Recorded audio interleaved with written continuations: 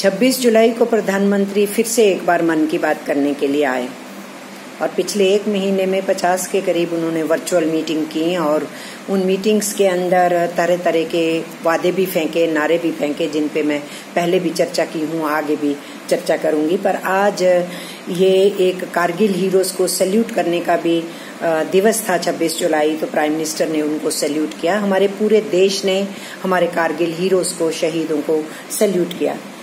पर बहुत सी युवा पीढ़ी ये जानती नहीं है, लेकिन हम लोगों को याद है कि सौरभ कालिया, जो कैप्टन सौरभ कालिया थे, उनके साथ 5 फौजियों को 2 सप्ताह तक बहुत बुरी तरह से टॉर्चर किया गया था। उनकी जो रिपोर्ट आई थी पोस्टमार्टम की, वो दिल दहलाने वाली रिपोर्ट थी। सौरभ कालिया के जो पिता हैं, जब प्रधानमंत्री मन की बात कर रहे थे तो वो अपना दुख बता रहे थे, जो अखबारों में छपा कि मेरे को 20 बरस से मैं लगा हुआ हूँ अपने देश के अंदर सरकारों के दरवाजे खटखटाने। सुप्रीम कोर्ट का दरवाजा खटकाया, मैं इंटरनेशनल कोर्ट में गया क्योंकि ये वार क्राइम था। इस वार क्राइम के लिए बाकायदा सजा होनी चाहिए इंटरनेशनल कानून के हिसाब से, और आइडेंटिफाई किया जाना चाहिए जिन्होंने इस तरीके के 3rd ग्रेड तरीके से फौजियों को टॉर्चर किया। उनको न्याय आज तक नहीं मिला है। तो ये सरकार तो बहुत बोलती है ना, हम बड़े मजबूत हैं, इस पे खामोश क्यों हैं? इसका जवाब नहीं देंगे प्रधानमंत्री। कारगिल हीरोज को सैल्यूट कर रहे हैं, तो फिर संगरूर के नायक बहादुर सिंह जो कारगिल हीरो थे, उनको बादल सरकार ने भी उनके गांव वालों की सपना पूरा नहीं किया। अमरिंदर सरकार जी भी चुप बैठी है और नरेंद्र मोदी की सरकार भी चुप बैठी है। उनके गांव वालों ने केवल एक मांग की थी कि उनका मेमोरियल गांव में बनाइए ताकि युवा पीढ़ी को उससे प्रेरणा मिले, लेकिन इनको तो अपने नारों से प्रेरणा देनी है, वो मिले प्रेरणा या नहीं मिले, इन्होंने उनका सपना पूरा नहीं किया। हिमाचल प्रदेश के भी हवलदार सुरिंदर सिंह का मैं जिक्र करना चाहती हूँ। वो भी कारगिल वार हीरो थे और उनकी विडो वीना देवी, वो 31 वर्ष की तब रही होंगी, अभी 52 वर्ष की हैं। उनको LPG का स्टेशन देने का प्रॉमिस किया गया था, आज तक वो सपना पूरा नहीं हुआ। कहा गया था उनको कि हवलदार सुरिंदर सिंह के नाम पे एक ITI का नाम रखा जाएगा, वो भी नहीं हुआ। और कहरिया चौक के ऊपर उनका जो है वो एक मेमोरियल बनाया जाएगा, वो भी नहीं हुआ।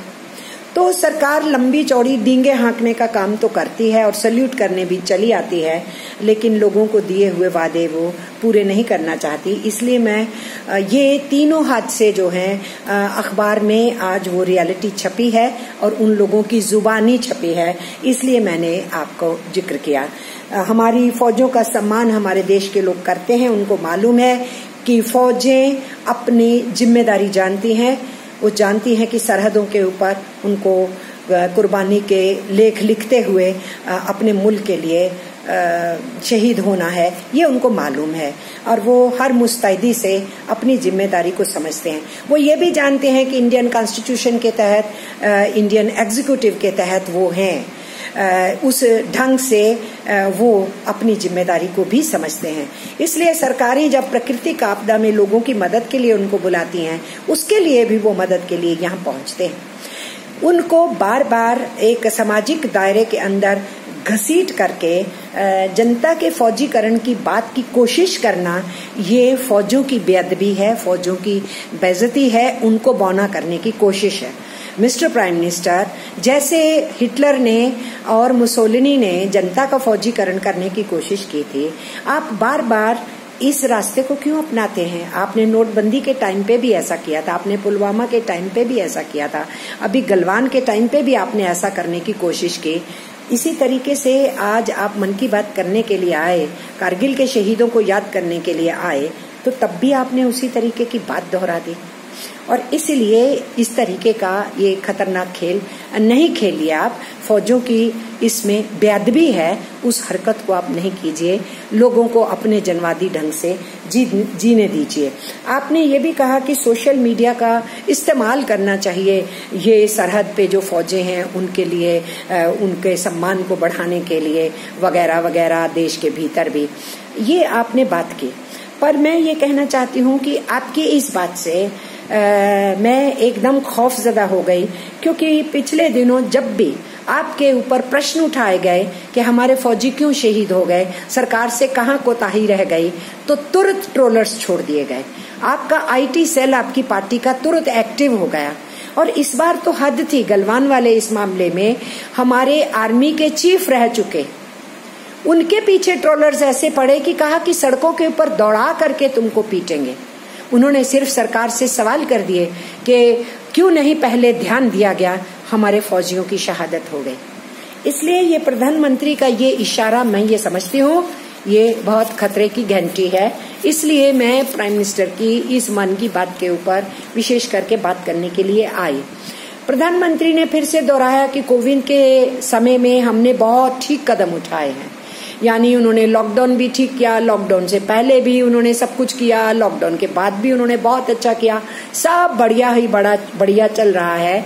ये नैरेटिव बनाने की कोशिश की, क्योंकि वो उन सब सच्चाइयों से मुंह छुपाना चाहते हैं कि 4 महीने में संज्ञान नहीं लिया, फिर 4 घंटे में लॉकडाउन कर दिया, और उसके बाद जब अराजकता फैली तो उस अराजकता को फिर लोगों के ऊपर और राज्य सरकारों के ऊपर फेंक दिया। देश की राजनीतिक पार्टियां, सामाजिक आंदोलन, उसके साथ साथ पार्लियामेंट, किसी को विश्वास में नहीं लिया गया। तो बहुत गलतियां की गई, जिसका करोड़ों हमारे मजदूरों ने और हमारे किसानों ने जिसको भुगता। प्राइम मिनिस्टर चाहते हैं कि नैरेटिव बदल जाए।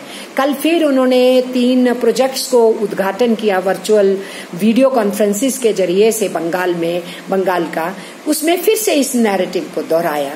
तो वो ये चाहते हैं कि देश की जनता भूल जाए कि उनके गलत कदमों से कितना कष्ट उन्होंने उठाया और अब भी कष्ट जारी है। लेकिन हम देश की जनता को ये भूलने नहीं देंगे। मिस्टर प्राइम मिनिस्टर भी याद रखें, वो कोशिश कर लें जितनी उनको करनी है इस नैरेटिव को बनाने की। इसके साथ साथ मैं ये भी कहना चाहती हूँ कि उनको ध्यान तो होना चाहिए। उनकी नाक के नीचे दिल्ली में डॉक्टर्स कह रहे हैं हमें पगार नहीं मिल रही है, इंदुराव हॉस्पिटल के प्रॉमिस के बाद भी नहीं मिल रही है।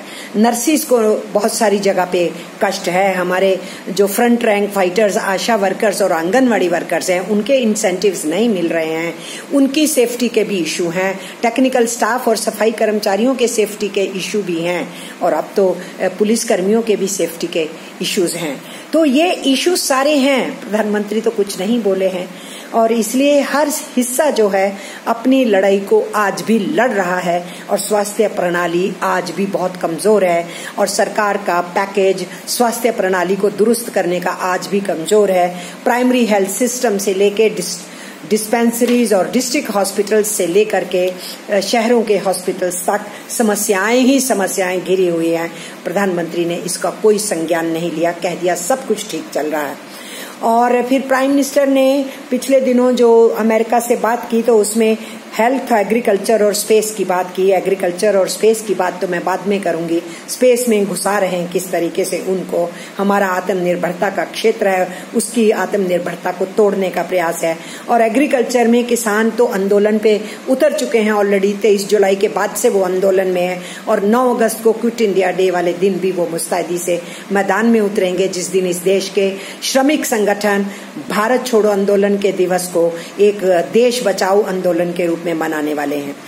लेकिन हेल्थ की भी बात की प्रधानमंत्री ने, तो हेल्थ सेक्टर की जो हालत है उसकी तरफ मैं और ध्यान दिलाना चाहती हूँ आपका, क्योंकि प्रधानमंत्री कह रहे हैं सब कुछ ठीक है कोविड-19 को लड़ने के वास्ते, जबकि केस इस देश के अंदर बढ़ रहे हैं, लोगों की जिज्ञासा बढ़ रही है, लोगों की टेंशन बढ़ रही है।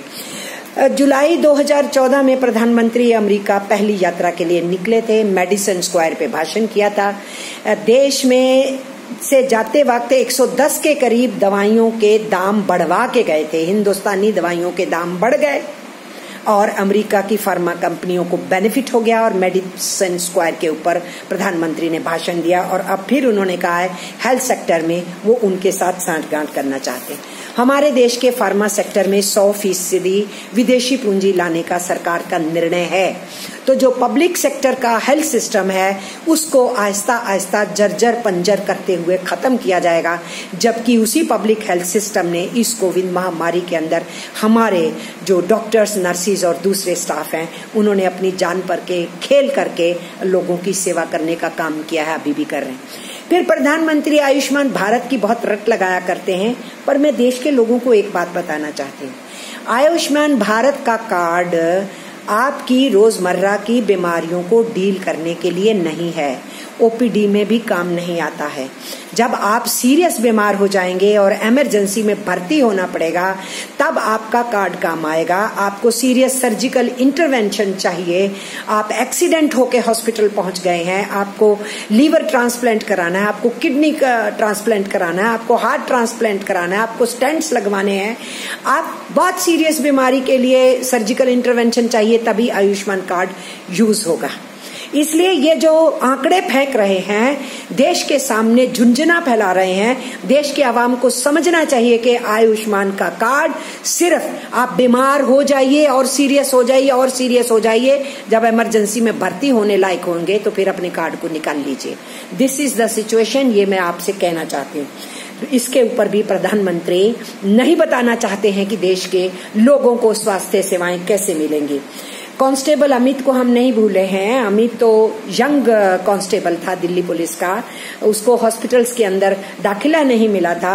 आप लोगों को याद होगा कि उसको तो जो है अल्टीमेटली घर भेज दिया गया था, और फिर जब हालत बिगड़ी और हॉस्पिटल लाए तो उसको बचाया नहीं जा सका।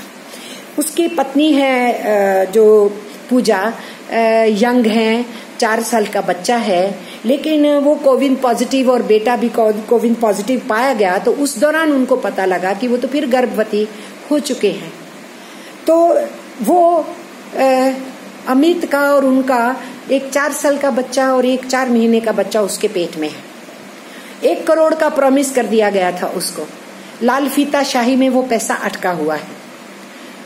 शोरवोर होगा, वो लाल फीता शाही से बाहर निकल के पैसा मिलेगा। लेकिन अभी जो मैं बात करना चाहती हूँ, बड़ी बड़ी बातें बघारने वाली भारतीय जनता पार्टी और उनके शीर्ष नेता और मिस्टर प्राइम मिनिस्टर हिमसेल्फ, मैं आपसे कहना चाहती हूँ, जिस एमसीडी के स्कूल में वो नौकरी कर रही थी पूजा, उसका कॉन्ट्रैक्ट खत्म हो गया। कॉन्ट्रैक्ट पे कर रही थी, ठेके पे टीचर थी। एमसीडी बीजेपी के कंट्रोल में है, दिल्ली की बात कर रही हूं मैं। उसका कॉन्ट्रैक्ट मई में खत्म हुआ और उसका कॉन्ट्रैक्ट रिन्यू नहीं किया गया। वो कोरोना वॉरियर की पत्नी है और एक 4 महीने का बच्चा पेट में और 4 साल का बेटा उसके साथ, वो आज परेशान है कि उसकी रोजगार भी चली गई। आपकी सरकार कोई संज्ञान ले रही है? आप सिर्फ फूल बरसवाते हैं और आप बड़ी बड़ी बातें करते हैं, सब ठीक हो रहा है। इसलिए मैं इस बात को दोहरा रही हूँ। आज के अखबार में आया कि उड़ीसा में 50% डॉक्टरों की सीटें खाली हैं। क्या ये उड़ीसा की कहानी है केवल? ये बिहार की भी है, ये गुजरात की भी है, ये महाराष्ट्र की भी है, ये और राज्यों की भी है, ये मध्य प्रदेश की भी है। डॉक्टर्स, नर्सिस, टेक्निकल स्टाफ, बहुत स्टाफ की कमी है, भर्तियां नहीं है पूरी, और नर्सों से बहुत ज्यादा घंटे काम लिया जा रहा है। उनके इश्यूज हैं। आशा वर्कर्स, आंगनवाड़ी वर्कर्स, जो फील्ड वर्कर्स हैं, उनके इश्यूज हैं, उनके इंसेंटिव्स का क्वेश्चन है। और प्रधानमंत्री की नाक के नीचे दिल्ली के एक अस्पताल के डॉक्टर्स जो हैं, उनको पगार नहीं मिली है। और ये सिर्फ यहाँ की कहानी नहीं, पूरे देश के अंदर डॉक्टरों की ये मांग है। जगह जगह के ऊपर नर्सिस के भी प्रश्न हैं, जगह जगह के ऊपर। उसकी बात वो करेंगे। गिना रहे हैं कि बलबीर कौर है, जम्मू की है, वो सरपंच है, उसने 30 बिस्तर जी, उसने अपनी मेहनत से 30 बिस्तर लगा दिए। आप क्या कर रहे हैं मिस्टर प्राइम मिनिस्टर इस पब्लिक हेल्थ सिस्टम की इम्प्रूवमेंट के लिए? आपने नहीं जवाब दिया। आपने जैतूना बेगम का नाम लिया कि उसने फ्री मास्क बांटे, फ्री राशन दिया, फसलों के बीज फ्री दिए। तो आप तो किसानों को पीटने में लगे हुए हैं और जैतूना बेगम की आप तारीफ कर रहे हैं। तो आपने राशन सबको देने के लिए, जब हमने बार बार बोला कि सबको दे दीजिए, आप 110 करोड़ जनता को कम से कम इसकी आवश्यकता है, आपने वो नहीं किया। आप जैतूना बेगम की सिर्फ तारीफ करने के लिए चले आए। मोहम्मद इकबाल की तारीफ कर दी कि उसने स्प्रे की मशीन बनाई। फिर आपने कहा कि मधुबनी की महिलाएं मास्क बना रही हैं, उसके ऊपर मधुबनी आर्ट कर रही हैं।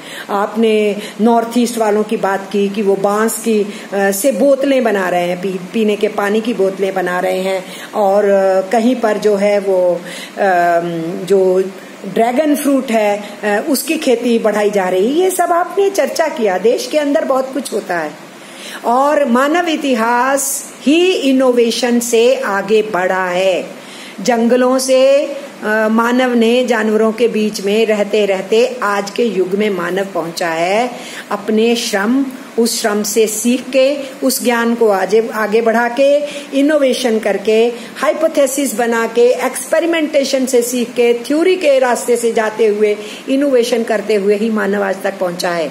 और जब कठिनाई की घड़ी होती है तो इनोवेशन हर फील्ड में होती हैं। तो आप यही क्या गिना रहे हो? आप ये बताओ कि आपने हेल्थ सिस्टम की इम्प्रूवमेंट के लिए क्या कहा और आप क्या कर रहे हैं, और हेल्थ सिस्टम की दुर्गत क्यों हो रही है, आप उसको बेच क्यों डालना चाहते हैं, निजीकरण क्यों कर डालना चाहते हैं, आप विदेशी कंपनियों को बुला रहे हैं, गवर्नमेंट की इन्वेस्टमेंट उसके लिए 15,000 करोड़ के बाद क्यों नहीं बढ़ी है। और साथ में हेल्थ सिस्टम की हालत, प्राइमरी हेल्थ सिस्टम या डिस्पेंसरी, लोकल हॉस्पिटल, उनकी क्या हालत है कि अभी 3 दिन पहले खबर आई, बाढ़ के अंदर महिला को एक बड़े बर्तन में बिठा के, गर्भवती महिला है, 15 किलोमीटर पानी के अंदर परिवार के पुरुष चलते हैं, फिर भी बच्चे को नहीं बचा पाते हैं। ये है हमारे हेल्थ सिस्टम की रियलिटी। मिस्टर प्राइम मिनिस्टर, इनकी बात आपने क्यों नहीं करी? वो महिलाएं जिन्होंने बाहर निकल के कुछ किया है, तो ऐसी बहुत सी महिलाएं हैं, ऐसे उदाहरण हम आपको बहुत से दे देंगे। लोग कैसे मैदान में उतरे, सरकार ने क्या किया, आप उसका जवाब दीजिए ना। वो आप नहीं देना चाहते हैं, आप उन जवाबों से बच करके भाग निकलते हैं। और इसके साथ साथ बहुत सेल्फ रिलायंस की आप बात करते हैं ना, तो सेल्फ रिलायंस की आपका जो नारा कैसे सेल्फ रिलायंस को बर्बाद कर रहा है, उसके ऊपर मैं चर्चा करती आई हूँ, आगे मैं करूंगी। लेकिन अभी मैं बात करना चाहती हूँ, आपने युवाओं की बात की, आपने यंग की बात करते हुए कहा ये जो है अब तो गांव के बच्चे भी खेल में आ रहे हैं, वो खिलाड़ी बन रहे हैं, एथलीट्स बन रहे हैं। मिस्टर प्राइम मिनिस्टर, अगर आपको नहीं मालूम है स्पोर्ट्स हिस्ट्री का तो पहले पढ़ लीजिए ना। सेंटेंस फेंकने के लिए क्यों आ जाते हैं? आपको आदत पड़ी हुई है फेंकने की सेंटेंस। आपको ये मालूम ही नहीं है कि हमारे लीजेंड्स डिफरेंट फील्ड के अंदर, हमारे खेलों के डिफरेंट फील्ड्स के अंदर जो लीजेंड्स हैं, उन्होंने अपने गांवों के अंदर ही, अपने खेतों के पास ही, उन खुली जगहों पे, पगडंडियों पे मेहनतें की, उनके हुनर को पहचाना गया, उनको फिर ट्रेनिंग्स के लिए लाया गया। वो हमारे गांव के गुदड़ी के लाल थे बच्चे और बच्चियां, जो फिर बहुत ऊंचे ऊंचे शिखर को स्पोर्ट्स के फील्ड में छुए। ये नई कहानी नहीं है, ये पुराने से चली आ रही है। पर आपको उससे क्या मतलब? क्योंकि आप तो इतिहास को तोड़ मरोड़ के देखना चाहते हैं और आपकी नजरों से देखा जाए सब चीजों को, आप ये चाहते हैं। आपने हरियाणा की कृतिका की बात की, क्या बनना चाहती? उसने कहा मैं डॉक्टर बनना चाहती हूँ। पर उस बच्ची ने कहा ना, मेरी माँ की बदौलत मैं इतने मार्क्स ले पाई हूँ। उसकी माँ मेहनत कर रही है, वो इकोनॉमिकली अच्छी फैमिली नहीं कि बहुत उनके पास साधन संपन्न है वो। मिस्टर प्राइम मिनिस्टर, क्या आपने उसको आश्वासन दिया कि फीसें कम की जाएंगी? अगर वो मेहनत करके किसी सरकारी मेडिकल कॉलेज के लिए उसके नंबर आ भी जाएं, तो क्या उसकी माँ उसको पढ़ा पाएगी वहां पर? आपने जिस ढंग से प्राइवेटाइजेशन ऑफ मेडिकल एजुकेशन को आप बढ़ावा दे रहे हैं और सरकारी कॉलेजेस की भी आपने फीस बढ़ा दी है, प्राइवेट यूनिवर्सिटीज लाई जा रही हैं, ऑटोनॉमी के नाम पे बहुत से कॉलेजेस को निजीकरण किया जा रहा है, और जॉब्स का तो हाल ही देखिए, सारे जो ठेके के टीचर्स हैं उनको बाहर निकाल के फेंक दिया गया ज्यादातर जगहों के ऊपर। आपने कहा डॉक्टर की जिंदगी बड़ी मुश्किल होती है। हाँ बिल्कुल होती है, तो आप क्या रवैया कर रहे हो डॉक्टर्स के साथ? देश देख रहा है। आपने उस्मान से बात की और उसके मैथमेटिक्स का चर्चा भी किया। उसको भी आपने नहीं बताया कि अगर तू इंजीनियरिंग में निकलेगा और हायर स्टडीज में जाएगा तो तेरी फीस का इंतजाम सरकार करेगी कि नहीं करेगी। बहुत से बच्चे हैं फीस का इंतजाम चाहेंगे, लेकिन सरकार फीसें बढ़ा रही है। मैं देश के युवाओं को कहना चाहती हूँ, प्रधानमंत्री ने युवाओं की बात की है और मैं आप लोगों को कह रही हूँ कि आपके लिए पढ़ाई को महंगा किया जा रहा है दिन ब दिन, और निजीकरण किया जा रहा है पढ़ाई के क्षेत्र का, उस पर ध्यान दीजिए। फिर कनिका की बात करी उन्होंने, तमिलनाडु की, जो ड्राइवर की बेटी है, वो भी या डॉक्टर या IAS बनना चाहती है। अब ये तीनों बच्चे होनहार है, इन्होंने मेहनत की है, मेरा सैल्यूट इनको, प्रणाम इनको। लेकिन बच्चे तो लगातार मेहनत करते आते हैं। प्रधानमंत्री ये बताएंगे हमको कि बच्चे पाठशालाओं से बाहर क्यों हो रहे हैं? बच्चे प्राइवेट स्कूल छोड़ के अब सरकारी स्कूल में आ रहे हैं, फीसें नहीं दी जा पा रही हैं। कुछ बच्चे तो रोजगार में लग गए हैं अपनी पढ़ाइयां छोड़ के। 2 भाई तो जो हैं, जिस पब्लिक स्कूल में वो पढ़ते थे, प्राइवेट स्कूल था वो अच्छा भला, उस स्कूल के बाहर ही अब फल बेचने के लिए मजबूर हैं। तो ये प्रधानमंत्री बात नहीं करेंगे कि केंद्र सरकार फीसों को कम करेगी। सरकार तो फीसें बढ़ा रही है और उसके ऊपर विद्यार्थी लड़ रहे हैं। विद्यार्थी लड़ते हैं तो उनको जेलों का रास्ता बताया जाता है या सेडिशन का उनके ऊपर चार्ज लगाया जाता है। इस सच्चाई को आप और हम अच्छे से जानते हैं। और स्किल, रीस्किल, अप स्किल, इसकी भी बातें प्रधानमंत्री बहुत दोहराए नौजवानों की एक मीटिंग के अंदर। पर जो हाईली स्किल्ड है वो सेमी स्किल्ड और अनस्किल्ड करने के लिए मजबूर हो रहा है। Software engineers, BEd teachers, PhD teachers, MEd teachers, वो भी अब मनरेगा के काम में लगे हुए हैं। टेक्नीशियंस जो हैं वो पेड़ काटने में अब लग गए हैं बेचारे। गटर्स में उतर रहे हैं जो फैक्ट्रियों के अंदर काम करते थे, टेक्निकल हैंड्स थे। तो ये सब कुछ मजबूरी में लोग कर रहे हैं क्योंकि उनको किसी तरीके से रोजी चलानी है, परिवार चलाना है। और हम ये देख रहे हैं कि 80% जो टीचर्स हैं प्राइवेट स्कूल्स के, उनको नौकरियों से निकाल दिया गया है। नौकरियों से तो लगातार रिट्रेंचमेंट हो रही है, नौकरियों से निकाला जा रहा है, बेरोजगारी की दर बढ़ रही है। सरकार जितना मर्जी बोले, ग्रीन शूट्स आ रही हैं, रोज आंकड़े आ रहे हैं कि हालत बहुत खराब है, बहुत भयंकर तरीके से बेरोजगारी का आलम बढ़ने वाला है। इसलिए मैं आप नौजवानों से कहना चाहती हूँ कि ये सरकार नोटबंदी के बाद बेरोजगारी को बढ़ाई, दोबारा सरकार में आई, फिर मंदी और बढ़ाई, और अब कोविड-19 के बहाने में और लोगों के रोजगार छीने जा रहे हैं। और ऐसे हालात में आपको सिर्फ सपने दिखाने की कोशिश की जा रही है। फिर सूरीनाम के प्रधान की बात कर दी कि वो वेदों के ऊपर, वेद पे शपथ ली वहां के प्रधान ने। ये फिर से उन्होंने शगुफा छोड़ा क्योंकि उनका एजेंडा रहता है, ध्रुवीकरण का एजेंडा रहता है। बाढ़ के खतरे का जिक्र किया, लेकिन सरकार क्या करेगी उनके लिए, बिहार के लिए, उसका कोई चर्चा उन्होंने नहीं किया। वो चाहते हैं कि लोग राजस्थान की सरकार कब गिरेगी, कब बनेगी, कैसे बनेगी, उसमें उलझे रहें, या लोग अब किस में उलझ जाएं कि अयोध्या में अब मंदिर के बनने की प्रक्रिया शुरू होनी। हमारा देश मंदिरों का, गिरजाघर का, गुरुद्वारों का, मस्जिदों का, सब धार्मिक स्थानों का देश है और यहाँ पर कोई कमी नहीं है। अयोध्या का मंदिर भी बन जाएगा, उसके दूर एक मस्जिद भी बन जाएगी। सुप्रीम कोर्ट का फैसला हो चुका है। लेकिन कोविड महामारी के दौरान ही क्यों, ये कुछ महीने क्यों नहीं रुक सकता है कि कंसंट्रेट कोविड महामारी पे करो? ये हो सकता है, लेकिन सरकार करना नहीं चाहती। बिहार के चुनाव आ रहे हैं, इसलिए चुनावों के मूड में तो इनको लगातार रहना है। और ध्रुवीकरण की राजनीति खत्म नहीं होना चाहिए, लोगों में डिवीजन की पॉलिटिक्स खत्म नहीं होनी चाहिए, वो भी जारी रहनी चाहिए। और इसलिए आपको इसी में उलझा के रखना चाहते हैं।